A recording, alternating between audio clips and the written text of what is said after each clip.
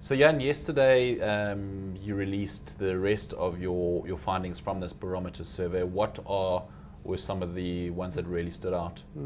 Well, for me, the ones that really stood out is the degree of polarization, the racial polarization that we see, the high levels of distrust that still exist. Many people have asked, why do we see these high levels of distrust?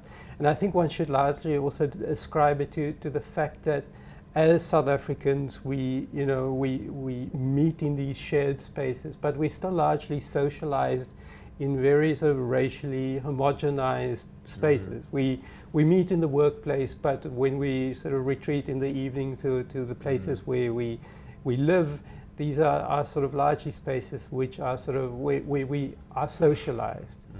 And what that does to us and continues to do to us is that that it doesn't really create the opportunity for exchanges sort of amongst cultures, for racial sort of interaction, not necessarily speaking about issues of racial integration, but just sharing ordinary daily experiences and to see how people experience it through their own cultural lens, and also to gather an understanding for people's experiences of being South African.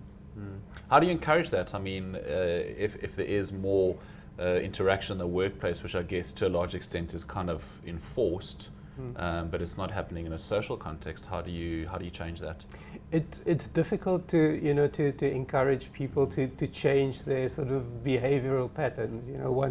One largely appeals to people's sort of sense of nation building and so on. But we all know that it's really difficult to do in a democracy where people have free choice.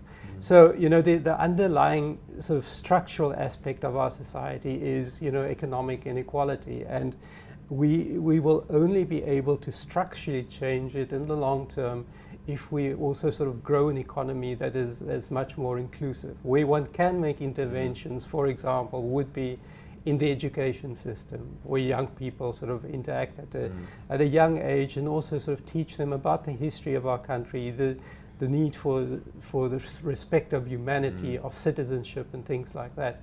But it's very difficult to engineer the country in a different way.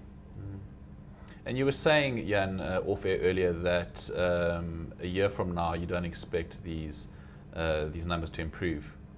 Well, what we see is that many of these interactions are being guided also by socio-economic climate in a country.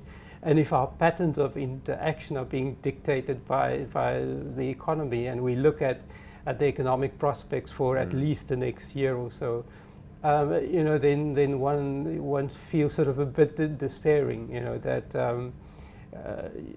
people are going to feel under pressure. People will feel sort of a sense of material anxiety about the year forward. And that also creates tension within a society, and especially if there are sort of schisms that run across society, and in South Africa, the case of race being a very prominent one might see also that polarization sort of takes place along those schisms. Okay, Jan, thanks for your time and your insight. You're most welcome.